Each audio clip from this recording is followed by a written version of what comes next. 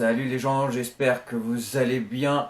Petite review du spécial Raw de Superstar des légendes. Donc du coup, je voulais forcément faire un petit review avec vous. J'ai pas l'habitude de faire ça, sauf pour les pay-per-view. Mais là, je me suis dit, sincèrement, il fallait vraiment que je fasse ce Raw-là avec vous. Donc c'est parti, on voit tout ça, tout ce qui s'est passé ensemble. En plus, je sais qu'il y a un petit quelque chose qui a fait réagir beaucoup de gens. Mais en tout cas, on voit ça ensemble tout de suite. Les gens, c'est parti! Alors tout d'abord, l'intro d'Euro. Tout a commencé avec Hulk Hogan qui nous présente le H-Phone. Le H-Phone, qu'est-ce que c'est? Avec le H-Phone, tu peux téléphoner, tu peux publier sur Facebook, sur Instagram, tu peux même envoyer des messages instantanés sur Messenger sans vouloir faire trop de pub rapidement. Tu peux faire plein de choses. Tu peux même téléphoner, appeler tes amis. Et Hulk Hogan, il dit que ce soir, c'était le grand moment pour appeler tes amis. C'était le moment idéal. Donc ça a commencé comme ça avec le H-Phone.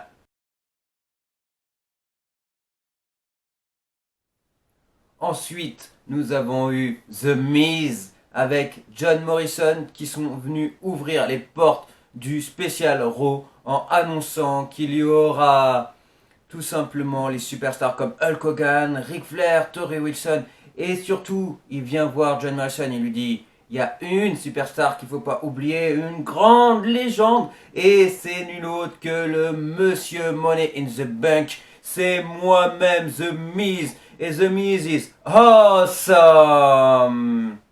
Et là, déjà, petite... comment dire, excusez-moi, petite grande surprise de la soirée.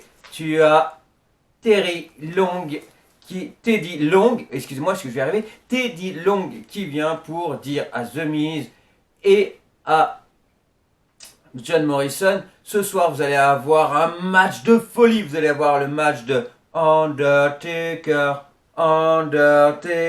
Et en fait, non, pas du tout. Adam Pearce vient et dit à Teddy Long, non, non, non, non, non, ce soir ça sera pas l'Undertaker, ce soir tout simplement, John Morrison et The Miz vont affronter The New Day. Alors sincèrement, ce match-là, bon, comme bien souvent, parce que c'est pas la première fois qu'on l'a vu, mais était vraiment super bien, super classe, avec la grosse voltige de la part de Kofi Kingston, entre autres, qui fait toujours des trucs de folie. En tout cas, voilà, ce match était vraiment super sympa, super classe. Et la victoire, et ils l'ont bien mérité, c'était la victoire du New Day. Ensuite, il nous montre une petite vidéo où Angel Garza a tout simplement piqué le titre, ou gagné, comme vous voulez, le titre à R-Truth lors d'un TikTok. Du coup, il nous montre ce petit passage-là, et juste après, tu as Angel Garza qui se ramène toujours en beau gosse, et qui vient et qui dit, attention, encore une grande surprise à Alexa Fox, vraiment super bien, une grande catcheuse qu'on adorait tous, ça se trouve, on la reverra un jour, ça serait vraiment bien. Mais en tout cas, voilà, il vient et lui dit « Tu es la plus belle au monde !» Donc voilà, il va et il avance encore un peu, mais comme si monsieur en avait pas encore assez, là, il tombe sur Mickie James, qui était en compagnie du Sergeant Slaughter et avec Tatanka. Et sincèrement, bah voilà, franchement, les légendes là, ça vole à gogo. Tu en vois autant que tu veux, il y en a plein. Et du coup là, il offre une rose à Mickie James. Et là, tu as Sergeant Slaughter qui la prend. Et là, il fait flipper Angel Garza. Et Angel Garza s'en va. Le match entre AJ Styles et Elias. Alors sincèrement, c'était un match relativement super sympa. Les matchs comme moi j'aime bien. Tu en as un qui fait de la voltige. Tu en as un autre, c'est une grosse brute qui te fait voler. AJ Styles, n'importe comment, n'importe où. En tout cas, voilà, il est vraiment balèze. Elias, who want to walk with Elias? Et donc voilà, il est vraiment super balèze. Et du coup, moi j'adore ce côté-là où il est brut. De notre côté, tu as Gesta qui fait de la voltige et du coup, ça colle super bien. Et donc voilà, le match est relativement super intéressant. C'est AJ Styles qui gagne. Et là, tu as le collègue de Elias qui vient, Jackson Ryker, si je me trompe pas, si je veux, en espérant que je ne me trompe pas dans son nom, mais normalement c'est bien ça, Jackson Ryker. Et donc normalement c'est bien ça, j'insiste, j'espère ne pas me tromper. Il vient pour mettre un coup de guitare à AJ Styles Sauf que heureusement, Omos était là et du coup il met un coup de pied dans la guitare et AJ Styles ne reçoit rien du tout et heureusement que Omos il est là. Il sincèrement ce catcheur, pour le moment il n'est pas catcheur, juste manager, mais il est juste impressionnant. Moi j'aimerais bien le voir en tant que catcheur. Après peut-être qu'en catcheur ça n'aurait peut-être pas grand chose, mais moi j'ai vraiment envie de voir parce que déjà il est vraiment très très très impressionnant et j'ai vraiment envie de voir ça. Mais en tout cas voilà, il a évité que AJ Styles se prenne un coup de guitare sur la tête et en plus il gagne. Nous avons maintenant une petite vidéo de Charlotte qui a été tournée ce lundi en début de journée pour le WWE Network où Charlotte dit tout simplement qu'il ne faut pas écouter les critiques et qu'elle a l'intention d'avancer et en plus d'être championne du Royal Rumble match. Donc est-ce que c'est un teasing ou pas? En tout cas, à voir. En tout cas, moi j'en profite rapidement pour vous re-souhaiter pour la énième fois une bonne année les gens. Et n'hésitez pas à faire ce que vous aimez. Écoutez, même Charlotte le dit. N'ayez pas peur des critiques, tu veux faire quelque chose, tu fais quelque chose, hésite pas, fonce, réfléchis pas. Le nombre de gens qui sont passés à côté de leurs rêves juste parce qu'ils n'ont pas tout simplement fait ce qu'ils voulaient faire par la peur. Ils avaient peur donc ils l'ont pas fait. Non, les gens, réfléchissez pas, allez-y, foncez. Même Charlotte le dit, n'ayez pas peur des critiques. Alors là, les gens, petit moment encore énorme, une légende qui est partie il n'y a pas si longtemps que ça, c'est tout simplement It's a Big Show. Oui, Big Show était avec Riddle, ils étaient en train de s'imaginer, en train de créer un groupe à tous les deux, faire un truc de folie immense, ils étaient à fond dedans. Et là, forcément, il y a qui vient contrer ça, qui veut péter la tête à toutes les légendes. Et ben c'est nul autre que The Viper, Hey Cow. Donc Randy Orton s'est ramené pour agresser Big Show en espérant, je pense, qu'il se défende afin qu'il puisse se taper dessus. Mais non, Big Show a été bien plus malin que cela et il a gardé son calme tout simplement. Charlotte avec Asuka contre Peyton Royce et Lacey Evans. Alors déjà, je trouve que l'équipe Peyton Royce et Lacey Evans c'est vraiment super top. Moi, c'est deux filles que j'apprécie énormément, sachant qu'en plus apparemment Peyton Royce c'est une des filles qui sera mise en avant en 2021, peut-être certainement championne. Après, on ne connaît pas encore les titres, mais c'est ceux que la WWE aimerait pusher, donc à voir. Mais en tout cas, voilà, moi, c'est des filles que j'apprécie énormément, donc franchement, de les voir en équipe, c'est vraiment super énorme et j'ai adoré. Pendant le match, Lacey Evans a été voir Ric Flair pour le charrier et Charlotte n'a pas apprécié du tout. Donc elle y a été et elle a tabassé Lacey Evans. Plus tard, pendant le match, encore une fois, ce coup-ci, Lacey Evans a carrément été faire de la bringue à Ric Flair. Elle l'a carrément dragué, il n'y a pas d'autre mot. Et du coup, Charlotte n'a pas aimé encore une fois et elle est venue attaquer Lacey Evans. Mais sincèrement, ça lui a pas rendu service à Charlotte parce que ce coup-ci, Lacey Evans et Peyton Royce ont réussi à reprendre le dessus et elles ont gagné le match. Et du coup, Charlotte, elle n'a pas du tout apprécié. Donc, en sortant du ring, elle est passée face à son père. Elle lui a tenu tête et elle lui a dit « Ne t'occupe plus de mes affaires, je ne veux plus te voir, va-t'en ». Donc voilà, c'était un peu brutal, mais bon voilà, comme Ric Flair a dit il n'y a pas très longtemps, c'est qu'il lui a pas donné le flambeau, c'est qu'elle-même, elle l'a pris. Et donc voilà, il faudrait en plus qu'elle n'ait pas forcément l'image tout le temps de son père, donc quelque part ça la détache un petit peu de son père. Et donc voilà, Ric Flair c'était Ric Flair, et Charlotte c'est Charlotte tout simplement. Et donc voilà, et puis ça met un peu de piment dans le truc. Mais en tout cas, ben voilà. Elles ont perdu à cause du fait que Lacey Evans fasse de la bringue à Ric Flair. En plus, sincèrement, Lacey Evans, il est peut-être un peu vieux, Ric Flair, maintenant, non? Après ceci, nous avons eu un spot relativement super sympa en vestiaire. C'était tout simplement, il y avait tout d'abord, il y avait Drew McIntyre avec Sheamus qui étaient en train de discuter. Et tu as Hulk Hogan et Jimmy Hart qui sont arrivés. Et Hulk Hogan a dit à Drew McIntyre que c'était un grand champion, qui se voyait en lui. Enfin bref, voilà, il lui a lancé plein de compliments. Et du coup, voilà, en tout cas, Drew McIntyre peut être fier. Et après, il lui a dit, et est-ce que tu trouves que Sheamus a la même voix que Jimmy Hart? Donc voilà, c'était une petite blague, mais Sheamus n'a pas apprécié du tout. Et je pense que Jimmy Hart n'a pas apprécié non plus la réaction de Sheamus, parce que Jimmy Hart a pris son porte-parole et il lui a crié dans les oreilles, il lui a couru après, ce qui a fait que Drew McIntyre et Hulk Hogan se sont tout simplement retrouvés tous les deux. Et en chœur, ils ont chanté « Que va-t-il se passer quand le Claymore va rouler sur Keith Lee ?» Riddle contre Bobby Lashley. Alors sincèrement, Bobby Lashley à la fin de ce match avait le dessus. Il avait Riddle en soumission au moment que Riddle a abandonné, sauf que l'arbitre a évité un coup et du coup, et ben tout simplement il ne l'a pas vu et du coup il l'a mis au sol et Bobby Lashley était heureux comme s'il avait gagné, etc. Mais sauf que le problème c'est qu'il s'est retourné vers MVP et vu que l'arbitre ne l'avait pas vu, et ben du coup c'est comme si Riddle n'avait pas perdu et là Riddle tout simplement a pris le dessus, a fait le tomber et il a gagné à la place de Bobby Lashley. Encore une fois, Randy Orton. Randy Orton a gâché un beau moment. Tout simplement, Mark Henry était en train de dire à Ricochet que voilà, il était fier de lui, qu'il faisait une bonne carrière, etc.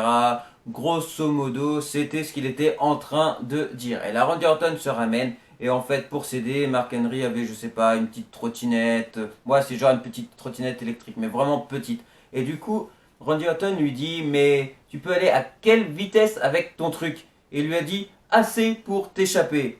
Grosso modo, c'était ça, ou pour te rattraper. Mais je crois plus que c'était pour s'échapper. Et du coup, Randy Orton en a rajouté une couche, il voulait vraiment y casser la tête, encore une fois, comme avec le Big Show. Mais Mark Henry, lui aussi, a su rester calme. Et c'était la deuxième tentative ratée pour Randy Orton. Décidément, il veut vraiment péter la tête à toutes ces légendes, Randy. Shayna Baszler contre Dana Brooke. Encore un match qui se termine sur une soumission. Donc ce coup-ci, par contre, l'arbitre le voit clairement. Et Shayna gagne. Sauf que Shayna est tellement cruelle qu'elle n'a pas voulu lâcher Dana Brooke. Et Mandy Rose s'est fait agresser tout au début de ce match-là. Tout simplement est arrivé pour sauver la peau à Dana Brooke. Pour éviter qu'elle fasse trop casser la tête dans cette prise de soumission là. Mais en tout cas voilà, elle a réussi à enlever Dana Brooke de la prise de soumission et heureusement parce que sinon Shayna Baszler lui aurait clairement fait du mal. Randy Orton, encore Randy Orton. Comme s'il n'avait pas eu assez, pauvre Ric Flair, il est en train de discuter avec Molly Holly. Et là, à partir de ce moment-là, Randy Orton se ramène, tout simplement, mais juste pour être méchant, c'était de la méchanceté gratuite. Il lui a tout simplement dit que Ric Flair était devenu un vieil homme pathétique. Sincèrement, c'est vraiment pas cool, Randy. On sait que t'es il, mais là, tu crois vraiment que Ric Flair avait encore besoin de ça? Sérieux? Et donc voilà, Randy Orton finit par avoir un match avec Jeff Hardy. Alors sincèrement, le coup de l'oreille sur Jeff, il y a un moment peut-être falloir arrêter. Parce qu'à chaque fois, j'ai toujours peur, c'est de la folie. À chaque fois qu'il met le doigt dans l'oreille, comme ça, là, qu'il tire dessus, ouais bon ok, l'oreille est relativement très élastique. Mais à un moment ou à un autre, j'ai vraiment peur que malheureusement son oreille elle pète. Même s'il met des écarteurs pas possibles dedans, sincèrement, ça me fait toujours flipper ce truc-là. Mais en tout cas, voilà, Randy Orton a eu sa victoire. Peut-être que Randy Orton est calmé et qu'il est content cette fois-ci. Maintenant, c'est au tour des Lucha House Party de croiser une légende dans les vestiaires. Et cette légende n'est nulle autre que Melina. Et du coup, Lindsay Dorado lui demande « Mais qu'est-ce que tu fais ici ?» Et Melina, qu'est-ce qu'elle n'a rien trouvé de mieux comme réponse que « Lucha, Lucha, Lucha !» Et donc voilà, c'était court, mais c'était sympa. Du coup, tu les vois les deux, Grand Métallique et Lindsay Dorado repartir en ayant la pêche pour leur match. Et du coup, voilà, ils sont au top. Et du coup, en parlant de Melina, ça fait bien longtemps qu'on parle de son retour. Là, elle était là ce soir. Est-ce que on va continuer à la voir ou pas? Est-ce qu'elle était juste là pour la soirée? Bonne question, parce que sincèrement, c'est quelque chose que j'aimerais bien revoir. Ils ont parlé également de Eva Marie. Eva Marie, à savoir que Angel Garza a mis quelques trucs sur son Twitter faisant penser que Eva Marie pourrait revenir au jour grosso modo, qui va lui offrir une rose à une personne, mais on ne sait pas encore trop qui, etc. Enfin bref, un truc dans cette histoire-là, et que ça pourrait faire penser à que ce soit Eva Marie. Donc affaire à suivre. Donc voilà, est-ce qu'il y aura Melina, est-ce qu'il y aura Eva Marie? On ne sait pas, on verra pour la suite. Cédric Alexander avec Shelton Benjamin et les Lucha House Party qui, comme je viens de le dire, avaient la pêche pour leur match. Bon, ça commence à être relativement super tendu entre Cédric Alexander et Shelton Benjamin. Ils n'arrivent clairement plus à s'entendre. Qui c'est qui fait le tag? Je te fais pas le tag, je te fais un tag forcé, etc. Et c'est le gros bazar. Bon, à la fin de match, qu'est-ce qui se passe? C'est en train de se prendre la tête. Du coup, Lince Dorado en profite pour placer un kick à Shelton Benjamin et il finit ce match. Et du coup, victoire de Lucha House Party. Et moi, sincèrement, je suis relativement super ravi. Pourquoi? Parce que le dernier Euro, déjà, les Lucha House Party ont fait un gros match face à The Miz et John Morrison. Un match que j'avais adoré. Et franchement, de voir les Lucha House Party, et ben sincèrement, ça fait super plaisir. En plus de les voir gagner, c'est vraiment bien. Et franchement, je suis relativement super content. Et des temps, c'est toujours mieux que de les voir dans main events, etc. Là, au moins, ils sont à leur place et c'est relativement super classe. Donc, 2 victoires de suite pour les Lucha House Party. Moi, je suis super content. Lucha, Lucha, Lucha. Angel Garza, excusez-moi, n'avait pas encore dit son dernier mot. Autour de Tori Wilson, il va la voir pour lui offrir une rose et elle lui dit: je suis désolé, mais je suis déjà très occupé. Et effectivement, elle est en train de discuter avec Nikki Cross. I know, I know, I know. Et du coup, elle lui dit: t'es gentil, mais va voir ailleurs. Là-bas, il y a Caribi et Ariana Grande et elles veulent te voir. Offre-leur des fleurs, tout simplement. Et donc lui, du coup, motivé, il est super content. Il y va et là, il tombe sur I am Boogeyman, I am Boogeyman. Et du coup, forcément, il a les jetons, il flippe comme pas possible. Et du coup, il s'en va en courant, sauf que derrière lui, avec qui il y avait R-Truth. Et du coup, eh ben, il en profite pour tout simplement y reprendre la ceinture 24/7. Et en plus, il part avec, entre chaque bras avec Tori Wilson et Nikki Cross. La belle vie, R-Truth. Bon, bah là maintenant on arrive au grand sujet. Drew McIntyre avec Keith Lee. Déjà c'était un gros match, c'était vraiment super sympa. Moi j'adorais des gros spots. Super sympa, je dis vraiment super sympa. Il y a plein de petits mots comme ça qu'il faudrait que j'arrête de dire. Chaque fois je dis toujours super sympa. Alors je sais pas pourquoi, mais il va falloir que j'arrête de dire ces mots-là. Donc voilà, même si c'est toujours super sympa, mais quand même trouve d'autres mots quoi. Donc voilà, en tout cas avec Drew McIntyre et Keith Lee pour un sacré match super fun, super classe. Et donc voilà, c'était relativement super fun. Mais bien sûr, à la fin de match, Drew McIntyre, la grande classe relève Keith Lee. Et pour finir ce match-là, sauf que là, il y a quoi? Il y a Goldberg, Goldberg. Donc là, Goldberg arrive. Drew McIntyre, super sympa, va pour lui tendre la main. Et là, Goldberg la refuse. Bon, et ben ça commence bien, ça annonce. Et là, Goldberg dit clairement à Drew McIntyre: tu es un grand catcheur, tu es athlétique, tu fais vraiment du bien à la WWE, mais il y a une chose que tu oublies, et c'est le respect. Tu regardes les légendes comme des vieilles personnes finies. Et donc ça le fait pas. Et en plus, tu te crois bien meilleur que nous quand on avait ton âge. Donc voilà, Drew McIntyre n'était pas forcément d'accord avec ça et il le fait dire à Goldberg. Goldberg le pousse et Drew McIntyre tombe au sol. Là, forcément, tu fais pas ça à Drew McIntyre. Donc, Drew McIntyre se relève et là, les deux entre eux se poussent et voilà la fin du Raw. Bon, donc voilà les gens, c'était mon petit review. J'en fais pas souvent, comme j'ai dit, pas sauf pour les pay-per-view, mais là, voilà, il fallait à tout prix que je le fasse. Et j'ai pas fini de parler de Goldberg, mais juste un petit truc, c'est que Carlito, je suis un peu déçu parce qu'il était annoncé et moi c'est un catcheur que j'adore et on ne l'a pas vu. Donc c'est vraiment super dommage, je sais pas pourquoi, il a peut-être eu un entre-temps, etc. Mais voilà, ce qui fait qu'on ne l'a pas vu. Bon, maintenant l'histoire de Goldberg.